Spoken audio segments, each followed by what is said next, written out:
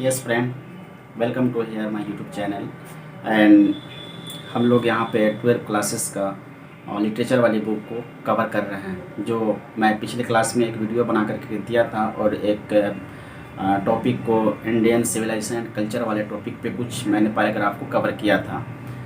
But today I will say here next paragraph. Okay, तो शायद मैंने पिछले क्लास में पिछले वीडियो में यहाँ से पैराग्राफ 3 तक देख चुके थे। ये जो अपनी बुक है, ये वाली बुक रेम्बो की, तो इसमें मैंने पैराग्राफ 3 देखा था और आज मैं जो आपसे बात करूँगा वो पैराग्राफ 4 से बात करते हैं। ओके, तो फिर इस वीडियो को एंजॉय करने के लिए सबसे पहले आपके पास ये रेम्बो वाली बुक होनी चाहिए, और अगर ये बुक है तो फिर हम लोग बड़ी आसानी से इस चीज़ को 1 बाय 1 करके समझ जाएंगे। इसके जो भी लाइन होगा, इसका जो मीनिंग होगा, उन सारी चीज़ों को बड़ी आसानी से हम लोग डिस्कस करेंगे और इस पे बात करेंगे। तो now let us we start paragraph 4। If यहाँ पे ये सारी चीज़ जो बात चल रही थी पैराग्राफ 3 के अंदर में कि the Gujarati equivalent of civilizations mean good conduct, कि गुजराती में सिविलाइजेशंस का मीनिंग जो गुड कंडक्ट बोला जाता था, वो गुड कंडक्ट का मतलब कि अच्छा व्यवहार।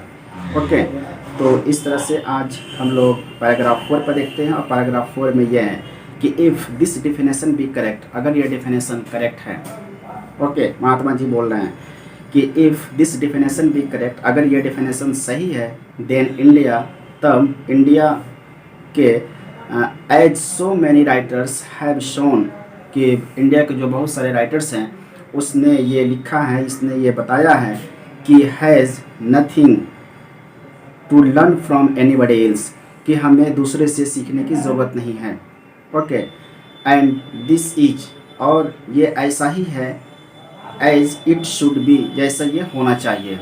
ओके, राइटर्स ये बोल रहे हैं, गांधी जी इस चीज़ को सपोर्ट कर रहे हैं कि अगर गुजराती मीनिंग में सिविलाइजेशंस का मीनिंग गुड कंडक्ट है, अच्छा व्यवहार है, तो ये ऐसा ही है जैसा होना चाहिए था, जिसका इंग्लिश में हम लोग बोलते हैं and this is as it should be, ये ऐसा ही है जैसा होना चाहिए। फिर उसके बाद हम लोग पैराग्राफ 5 की तरफ देखते हैं। We notice that the mind is restless bird, हमने नोटिस किया है, रेस्टलेस बर्ड का मतलब बेचैन पक्षी। हमने ये नोटिस किया है कि दैट द माइंड, कि दिमाग जो है वो रेस्टलेस बर्ड की तरह है, बेचैन पक्षी की तरह है। The more it gets the more it wants, ये जितना पाता है, जितना ज़्यादा पाता है, उतना पाने की चाहत रखता है। एंड स्टिल रिमेन्स अनसेटिस्फाइड, और उसके बावजूद ये अनसेटिस्फाइड फील करता है। Okay, the more we indulge in our passions, हम द मोर वी इंडल्ज का मतलब यहाँ पे चिपकना, हम अपने पैशंस के साथ, पैशंस का मतलब जज्बा, हम अपने जज्बों के साथ बहुत ज़्यादा चिपके हुए हैं। द मोर अनब्रीडल्ड दे बिकेम, अनब्रीडल्ड का मतलब बेलगाम, इसका मतलब ये गांधी जी ये बताना चाह रहे हैं कि अगर मेरा दिमाग एक रेस्टलेस बर्ड की तरह है, बेचैन पक्षी की तरह है, क्योंकि वो जितना पाता है उतना पाने की चाहत रखता है, और उसके बावजूद भी हमारा दिमाग अनसेटिस्फाइड होता है। इसका मतलब ये बता रहे हैं कि हम अपने पैशंस के साथ में चिपके हुए हैं। ओके, अपना ज़्यादा पैशंस है, हम लोग की चाहत ज़्यादा है, और अगर ज़्यादा चाहत होती है तो क्या होता है, द मोर अनब्रीडल्ड दे बिकेम, तो वे बेलगाम हो जाएंगे। आवर इंसेस्टर्स, हमारे जो पूर्वज थे, देयरफॉर, इसलिए set a limit of our indulgence, indulgence means चिपकने की जो चाहत है, उस चीज़ को हमारे जो पूर्वज हैं सेट अ लिमिट, एक लिमिट सेट किया। दे सॉ, तब उसने देखा था, that happiness was largely A mental conditions, देखा था कि खुशी है वो एक मेंटल कंडीशन है, कि इसका मतलब ये हुआ कि खुशी जो है वो एक मेंटल कंडीशन है। जैसे अगर हम ये देखते हैं कि अगर अपने माइंड में ये सेट कर लिया कि today I am happy, then you feel happy, and again you think in your mind that today I am sad, then according to this you will feel in your brain you are really sad. Okay, I think the meaning of this, just you think what you think in your mind, you show um, in your expression, by your expression. मतलब कि आप जो अपने दिमाग में सोचते हो उसी चीज़ को आप एक्सप्रेस करते हो, उसी चीज़ को आप ये बताते हो।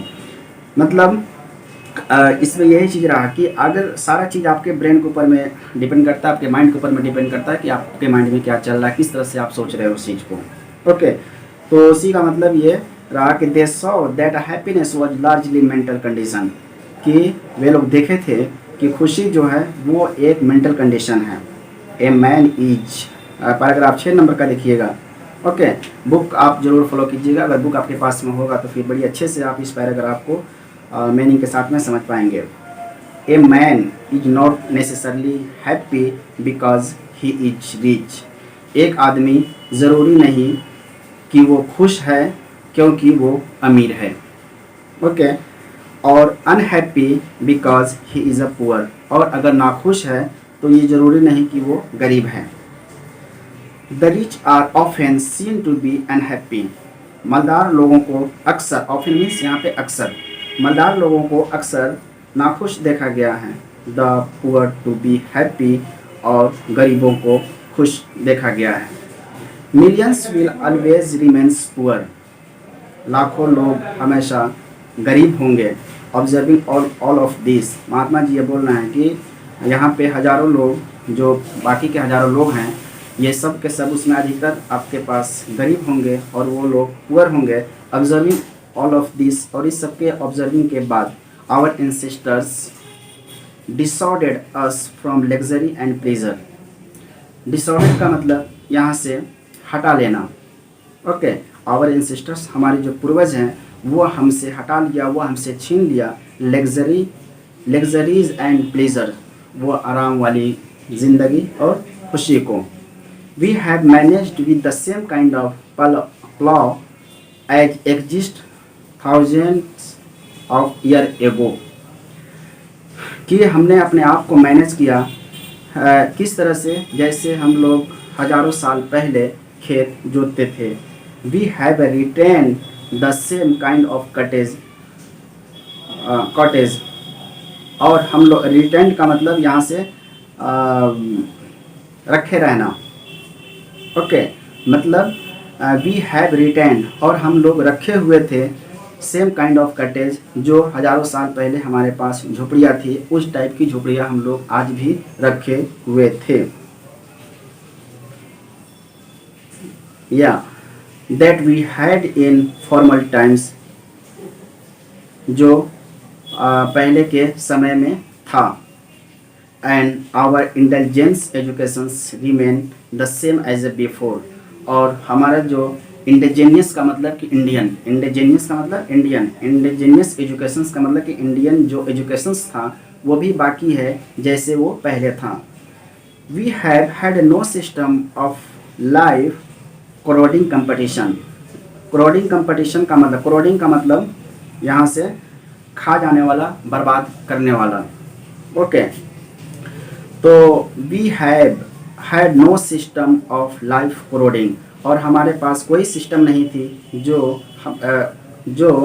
हमारी लाइफ को खा जाए, जो हमारी लाइफ को बर्बाद कर दे, हमारी लाइफ को खा जाए। मतलब हमारे पास कोई ऐसा दूसरा सिस्टम नहीं था, कंपटीशन नहीं था जो हमारे लाइफ को बर्बाद कर सके। Each followed his own occupations और trade and charge at regular wages. Each followed, हर एक ने फॉलो किया, हर एक ने स्टार्ट कर दिया, हर एक ने शुरू कर दिया।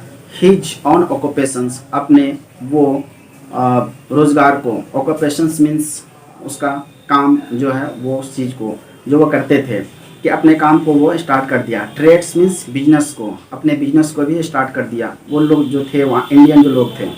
And charge a regular wages, और उसको इसके बदले में इनकम भी होने लगा। It was not that we didn't know how to invent machinery. It was not, ये ऐसा नहीं था कि वी डिडंट नो, कि हम नहीं जानते थे, how to invent a machinery, कि मशीनरी को कैसे इन्वेंट किया जाता है। But our for father knew that, लेकिन हमारे जो पूर्वज थे, फॉर फादर्स का मीन्स यहाँ पे पूर्वज, न्यू मीन्स जानना, but our for fathers knew that, हमारे जो पूर्वज थे वो जानते थे, if we set our hearts of such things, if we set our hearts after such things, अगर हमारा दिमाग, अगर हमारा दिल इस पे सेट कर गया, इन सब चीज़ों पे अगर सेट कर जाएगा, we would become slave and lose our moral fiber, we would become slave, तो हम क्या हो जाएंगे, slave means यहाँ पे गुलाम, तो हम गुलाम हो जाएंगे, and lose our moral fibre, और हम अपने नैतिक मूल्य को खो देंगे। मोरल फाइबर का मीन नैतिक मूल्य, ओके, लूज मीन्स खो देना। तो हम क्या करेंगे कि अगर हम इस सब चीज़ों को इन्वॉल्व हो गया, सेट कर लिया अपने दिल से, अगर इसको अपना लिया, तो हम गुलाम हो जाएंगे और नैतिक मूल्य को खो देंगे। वे लोग therefore इसलिए after due deliberation decided that we should only do what we could with our hand and feet। deliberations का मतलब यहाँ पे सोच समझकर, इसलिए बहुत ही सोच समझ के बाद डिसाइडेड, वे लोग डिसाइड किए थे, वे लोग फैसला लिए थे, that we should only do, हमें वही करना चाहिए, what we could with our hand and feet, जो हमें अपने हाथ और पैर से, जो हम अपने हाथ और पैर से कर सकते थे। दे सो, वी देखे थे, दैट आवर रियल हैप्पीनेस, और इसके बाद वो अपना सही खुशी देखे थे, and health consisted in a proper use of our hand and feet, और ये भी देखे थे कि उनका अच्छा स्वास्थ्य था जब वो अपने हाथ और पैर का एक प्रॉपर वे में यूज़ करते थे। ओके, मतलब कि इंडिया के लोग जो थे वो, गांधी जी ये बताना चाह रहे हैं कि अगर लोग ऐशो आराम के चक्कर में पड़ जाएंगे तो फिर वो गुलाम हो जाएंगे, और इस तरह से वो अपने नैतिक मूल्य को खो देंगे। उनका ये विश्वास था कि लोग अगर हार्ड वर्क करेगा तो बस कुछ अच्छा कर सकेगा, और इन सब सारी चीज़ों के बजाय वो ऐशो आराम के चक्कर में नहीं पड़ेगा, उसको अपने आप पे भरोसा होगा और इस तरह से काम करेगा। इसलिए उन्होंने ये मशवरा दिया कि आप अपने हाथ और पैर से ही जो काम करते हैं उसको आप करते रहें। ओके, पैराग्राफ 7 देखिएगा। दे फर्दर रीजन्ड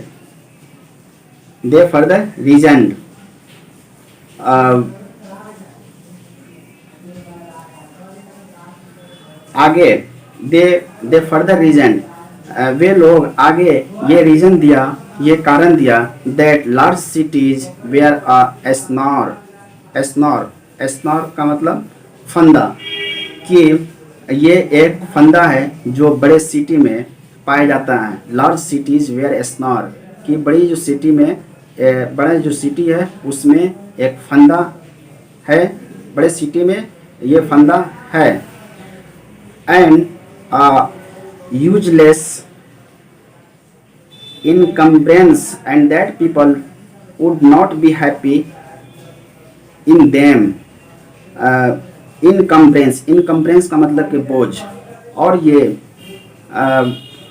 फंदा है, और ये एस्नॉर का मीन्स फंदा, ये फंदा है और यूजलेस है, बेकार है, और ये एक बोझ है। Okay, and that people would not be happy, और वो लोग खुश नहीं रहेंगे, इन देम, इन सभी के बावजूद, इन सभी के बीच। ओके, इन देम मतलब कि उन लोगों में, इन सभी के बीच में वो लोग खुश नहीं रहेंगे। That there would be gang of thieves and rovers, और वहाँ पे बड़े सिटी में, और बड़े सिटी के बारे में ये बता रहे हैं, बड़े सिटी के बारे में डिमेरिट ये बता रहे हैं कि and there would be gang of thieves, और वहाँ पे चोरों का गैंग्स होगा एंड रोबर्स और डाकुओं का भी गैंग्स होगा। प्रोस्टिट्यूशन और वेश्यावृत्ति भी होगी एंड वॉइस